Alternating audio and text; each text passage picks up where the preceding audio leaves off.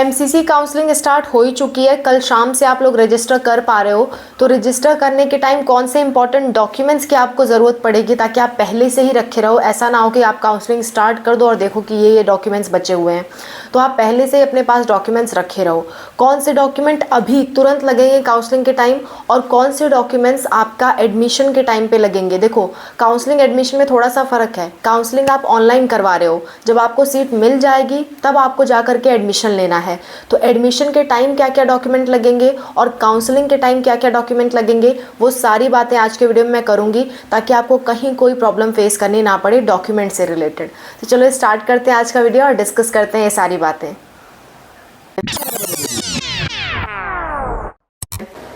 Hello everyone, welcome to Spark Up Classes. This is Suman Yadav. NEET UG की counselling start हो चुकी है। All India counselling start हुई है एमसीसी की। इसके बाद आपकी स्टेट काउंसलिंग होगी, फिर आयुष काउंसलिंग होगी। अगर आप पूरी काउंसलिंग के बारे में जानना चाहते हो तो आप एक बार कमेंट कर देना, मैं डिटेल में बता दूंगी काउंसलिंग कैसे हो रही है, ठीक है। और अगर आप ये जानना चाहते हो कि आपको कौन से काउंसलिंग में पार्टिसिपेट करना चाहिए, अगर आपके 400 नंबर है, 500 हैं, 550 हैं, 650 हैं, किस नंबर वाले बच्चे को कौन से काउंसलिंग में पार्टिसिपेट करना चाहिए, तो आप अनूप सर की ये वीडियो देख सकते हो। बहुत अच्छी वीडियो है, बहुत अच्छे से डिटेल में सर ने समझा दिया है कि किस बच्चे को कौन सा पार्टिसिपेट करना चाहिए और काउंसलिंग क्या होती है एग्जैक्टली, वो भी सर ने समझा दिया है। लिंक आपको लास्ट में मिलेगा, वहाँ से आप देख सकते हो। फिलहाल हम लोग बात कर लेते हैं डॉक्यूमेंट्स की, क्योंकि डॉक्यूमेंट्स बेहद ज़रूरी हैं। डॉक्यूमेंट्स नहीं रहेंगे तो एडमिशन होते हुए भी आपका नहीं हो पाएगा। ओके, तो देखो, अभी जब आप रजिस्टर करने जाओगे तो सबसे पहले आपको अपने रोल नंबर की ज़रूरत पड़ेगी। काउंसलिंग करने के लिए आपके पास आपका रोल नंबर होना चाहिए। रोल नंबर कहाँ मिलता है? एडमिट कार्ड में। तो admit card as it is कहीं नहीं लगेगा, लेकिन आपका एडमिट कार्ड का जो रोल नंबर है वो मांगा जाएगा, ठीक है। प्लस उसमें आपका पासवर्ड जनरेट करने को आएगा। फिर आपका एप्लीकेशन नंबर भी मांगा जाएगा। एप्लीकेशन नंबर जो आपने फॉर्म भरते वक्त यूज़ किया था। सबसे ज़रूरी रोल नंबर है। रोल नंबर से एप्लीकेशन नंबर जनरेट भी हो सकता है, पर अगर रोल नंबर नहीं है तो आप प्रॉब्लम में फंस सकते हो। तो आपके पास रोल नंबर होना चाहिए, एप्लीकेशन नंबर होना चाहिए। ये दो चीज़ खाली नंबर के फॉर्म में है तो भी चलेगा, इसका डॉक्यूमेंट रखने की फ़िलहाल कोई ज़रूरत नहीं है, ठीक है।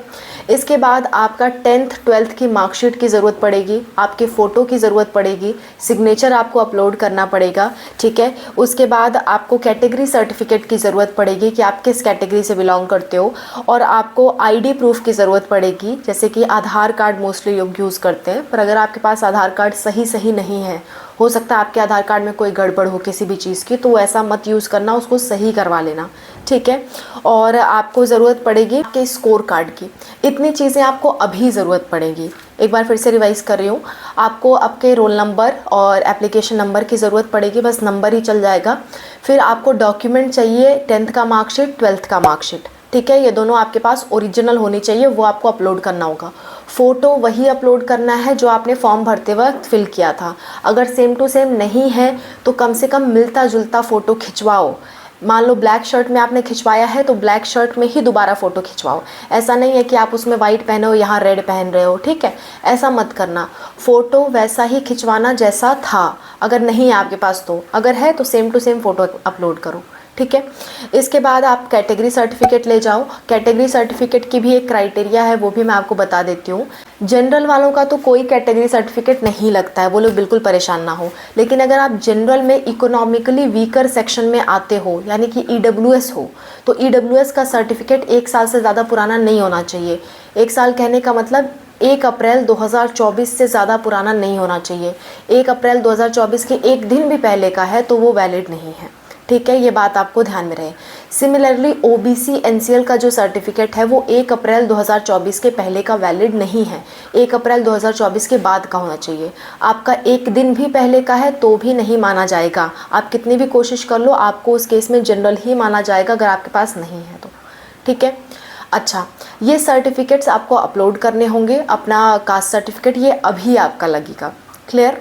नेक्स्ट बात, SC ST वालों के लिए कोई ऐसी रिस्ट्रिक्शन नहीं है कि 1 साल ही पुराना हो। 1 2 साल 3 साल पुराना है तो भी चलेगा, लेकिन ऐसा ना हो कि 10 12 साल आपका पुराना है, इतना भी पुराना नहीं चलेगा। आपका 2 3 साल या 1 2 साल पुराना है तो कोई बात नहीं, आप यूज़ कर सकते हो, ठीक है। खाली EWS और OBC वालों को 1 अप्रैल 2024 के बाद का चाहिए। आगे बात कर लेते हैं। इतनी चीज़ें आपकी लगेंगी काउंसलिंग के टाइम। अभी जब आप रजिस्टर करोगे तो इतनी चीज़ों की आपकी ज़रूरत पड़ेगी, ठीक है। और आपको जब काउंसलिंग के बाद आपका कोई सीट अलॉटमेंट हो गया, तो सीट अलॉट होने के बाद बच्चों मैक्सिमम 1 हफ़्ते का टाइम मिलता है।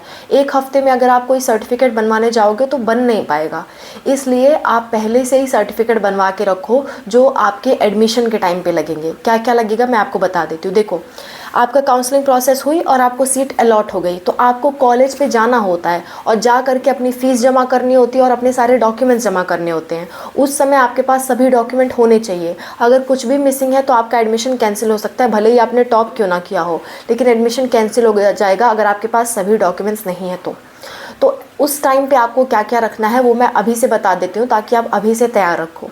ठीक है, पहली बात तो आपके दोनों मार्कशीट होनी चाहिए। मार्कशीट के साथ पासिंग सर्टिफिकेट भी होना चाहिए। अब कहोगे मैम ये क्या है, समझाती हूँ थोड़ा सा।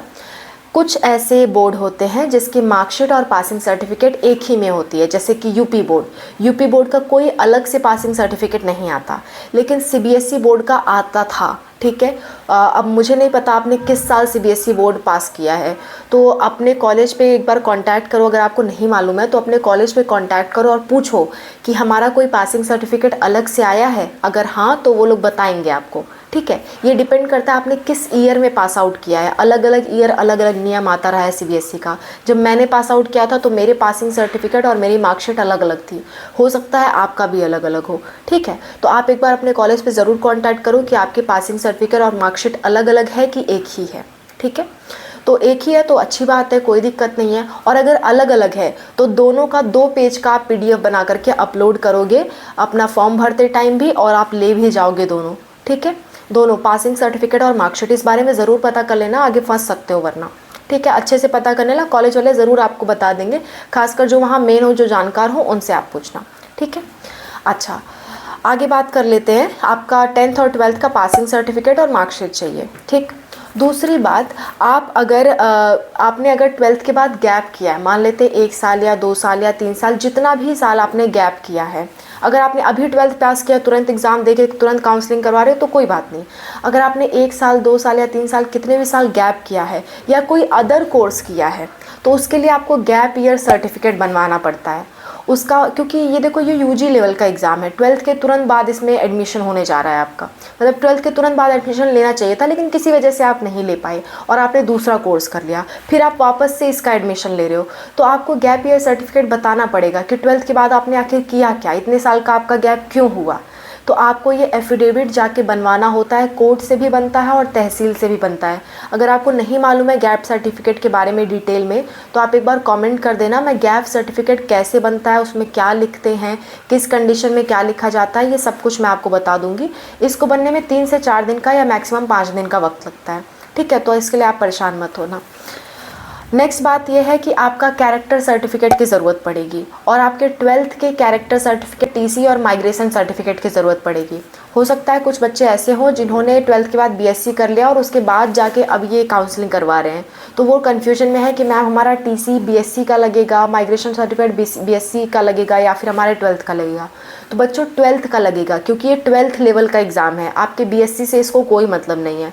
आपका माइग्रेशन सर्टिफिकेट, ट्रांसफ़र सर्टिफिकेट और आपका जो कैरेक्टर सर्टिफिकेट है वो सब 12th वाले लगेंगे। ठीक है, 12th वाली ये तीनों चीज़ें आपको लेकर के जानी हैं। आप अदर कोई भी कोर्सेज कर रहे हो उससे कोई मतलब नहीं है इन्हें 12th से मतलब है, 12th की चीज़ें लगेंगी।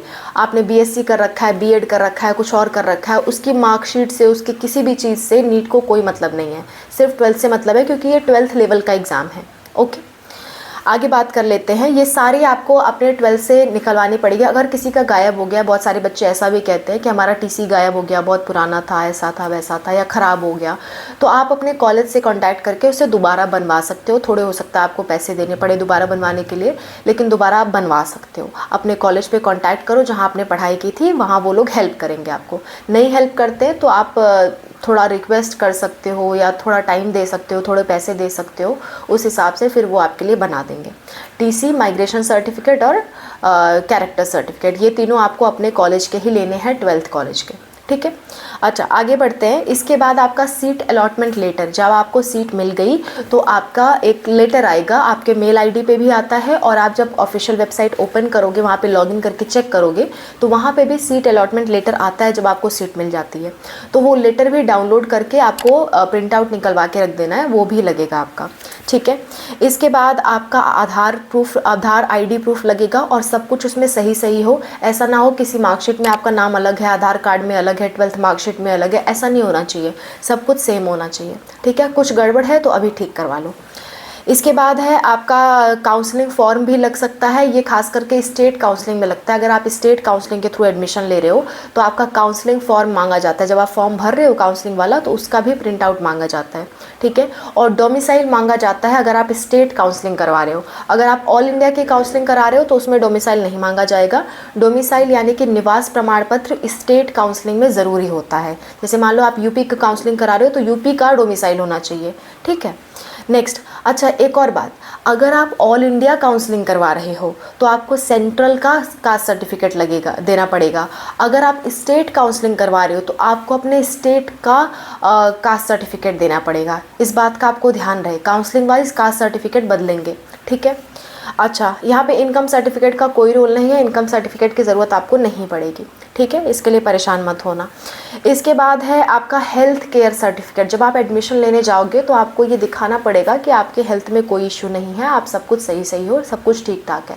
तो मेडिकल चेकअप आपको किसी अपने गवर्नमेंट हॉस्पिटल से करवाना होगा ना, अपने आप आसपास के कोई भी आपके यहाँ गवर्नमेंट हॉस्पिटल है तो वहाँ जा कर के आप अपना मेडिकल फिटनेस सर्टिफिकेट बनवा सकते हो। ये जब आपका सीट अलॉटमेंट आने वाला हो ना उसके कुछ दिन पहले बनवा लेना, ठीक है, तो उस टाइम आपका वो वैलिड हो जाएगा। क्योंकि मेडिकल सर्टिफिकेट ना 2-3 महीने से पहले का लेते नहीं हैं वो लोग, तो अभी से बनवा के रखने की ज़रूरत नहीं है। जब आपको लगे, आपको अगर लगता है कि आपका फर्स्ट राउंड में ही हो जाएगा तो उस हिसाब से आप कुछ दिन पहले बनवा लेना, ठीक है। आपको लगता है कि नहीं फर्स्ट राउंड में नहीं हो पाएगा, हमारा मार्क्स वैसे ही कम है, तो थर्ड राउंड के आने से पहले तक बनवाना, ऐसा आप करना, ठीक है। आगे बात कर लेते हैं। आपका एडमिट कार्ड और स्कोर कार्ड भी ओरिजिनल लगेगा वहाँ पे, मतलब प्रिंट आउट निकाला हुआ लगेगा। और ये जो सारे डॉक्यूमेंट्स मैंने बताए हैं, ये सारे डॉक्यूमेंट्स आपको ओरिजिनल भी ले जाने हैं और इनकी फ़ोटोकॉपी भी ले जानी है। आपको अपनी फ़ोटोग्राफ लेके जानी है, फ़ोटोग्राफ कम से कम 8 फ़ोटोग्राफ आपको ले जानी है, 8, कम से कम 8 फ़ोटोग्राफ्स की ज़रूरत आपको पड़ सकती है जब आप एडमिशन कराने जाओगे तब, ठीक है। तो ये सारी बातें आपको ध्यान रखनी है। आई होप आपको सब कुछ समझ में आ गया होगा। फॉर्म भरते वक्त कुछ अलग डॉक्यूमेंट्स लग रहे हैं और एडमिशन लेते वक्त कुछ अलग डॉक्यूमेंट्स लग रहे हैं, ठीक है। तो एडमिशन लेते वक्त एक और बात का आपको ध्यान रखना है, आप एक बार चेक कर लेना कि आपके अकाउंट से ड्राफ्ट बन सकता है कि नहीं। क्योंकि देखो, जैसे मान लो आपका अपना अकाउंट खुलवाते हो, उसके बाद आप एटीएम कार्ड के लिए अप्लाई करते हो, आपके पास एटीएम आ जाता है, ठीक है। चेक बुक के लिए अप्लाई करते हो, आपके पास चेक बुक आ जाती है। कई लोग चेक में के फॉर्म में देते थे, पहले देते थे, अब तो कम चलता है, लेकिन चेक के फॉर्म में पहले बहुत चलता था।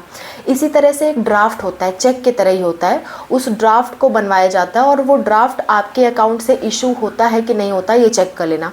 क्योंकि कई बार स्टेट काउंसलिंग में, जैसे यूपी की ही स्टेट काउंसलिंग की बात कर दूँ, तो कई बार वो लोग कैश में पैसे नहीं मांगते, वो लोग ड्राफ्ट में मांगते हैं कि ड्राफ्ट लेकर के आओ, ठीक है, ड्राफ्ट इशू करवा के लाओ। तो ड्राफ्ट इशू कराने में 1 हफ्ते से 2 हफ्ते का समय लग जाता है बैंक से। तो आप ड्राफ्ट अभी से इशू करा लो, अगर आपके अकाउंट में नहीं है तो आपके मम्मी पापा के अकाउंट में। इसके अलावा कोई और रिलेटिव का अकाउंट नहीं चलेगा वहाँ पे, आपका होना चाहिए या आपके मम्मी पापा का होना चाहिए। उसमें ड्राफ्ट इशू हो पा रहा है कि नहीं हो पा रहा है, आप एक बार चेक कर लेना, अपने बैंक पे पता कर लेना, या आपके पेरेंट्स को पता हो तो उनसे पता कर लेना कि आप लोग से ड्राफ्ट बन सकता है कि नहीं बन सकता है और उसकी क्या प्रोसेस है। ये पहले से पता करके रखना ताकि आपको आने वाले समय में प्रॉब्लम ना हो। स्टेट काउंसलिंग में ये ज़रूरत पड़ेगी, ऑल इंडिया में इसकी कोई ज़रूरत नहीं है ड्राफ्ट की, ठीक है। इस बात का आपको ध्यान रहे। So this is all about the video. इसके अलावा आपको कुछ भी डॉक्यूमेंट की ज़रूरत नहीं पड़ेगी, मैंने सब कुछ कवर करके बता दिया, स्टेट वाइज भी बता दिया, ऑल इंडिया वाइज भी बता दिया और आपको MCC काउंसलिंग का भी बता दिया, ठीक है। आई होप आपको सारी बातें समझ में आ गई होंगी। और भी कोई दिक्कत, कोई परेशानी होती है तो आप कमेंट्स में मेंशन करो। मैं और अनूप सर आपकी हेल्प के लिए हमेशा तैयार हैं। प्रेफरेंस लिस्ट पे आपको वीडियो चाहिए तो उस पर आप कमेंट करो, कोई भी जल्दीबाजी मत करना, धीरे धीरे देखो वीडियो, समझो, उसके बाद भरो। ज़रूरी नहीं है कि फॉर्म निकलते ही आप तुरंत भर डालो आपको पहले कॉलेज मिल जाएगा। ऐसा कुछ ज़रूरी नहीं होता है कि पहले भर रहे हो तो पहले कॉलेज मिलेगा, ऐसा ज़रूरी नहीं है बच्चों। आराम से आप फॉर्म भरो, सही सही फॉर्म भरो, कोई गलती मत करो, क्योंकि इसमें करेक्शन विंडो नाम की कोई चीज़ नहीं होती है। आपने जो भर दिया वो फुल एंड फाइनल है, ठीक है। इसमें कोई करेक्शन विंडो नहीं होती है, इसलिए ध्यान से भरना, सावधानी से भरना। आपके एडमिशन की बात है और सारी चीज़ें बनवा के रखना, सारे डॉक्यूमेंट्स। प्रेफरेंस फिलिंग पे वीडियो चाहिए तो कमेंट कर देना, उस पर भी आपको जल्द वीडियो मिल जाएगा। और अनूप सर की ये वीडियो ज़रूर देखना ताकि आपको समझ में आए कि कौन से काउंसलिंग में कितने नंबर वालों को पार्टिसिपेट करना चाहिए, वरना आप आगे फंस सकते हो। ये वीडियो आपके लिए काफ़ी इंपॉर्टेंट है, थोड़ी सी लंबी ज़रूर है, लेकिन उसमें सर ने बहुत अच्छे से समझाया है एक एक बात, जो आपके लिए जानना बेहद ज़रूरी है। तो पेशेंस के साथ ज़रूर देख लेना, आपके बड़े काम की वीडियो है। लिंक आपको लास्ट में मिलेगा। This is all about the video. Thank you so much for watching. हमारा एक और चैनल आप सेव कर सकते हो, अनूप सुमन यात्रा नाम से चैनल है। अगर आप यूट्यूब पे टाइप करोगे @अनूप सुमन यात्रा तो आ जाएगा। ये जस्ट फॉर एंटरटेनमेंट पर्पज़ है, आप चाहो तो देख सकते हो, लिंक आपको लास्ट में मिल जाएगा। Thank you for watching, bye, take care.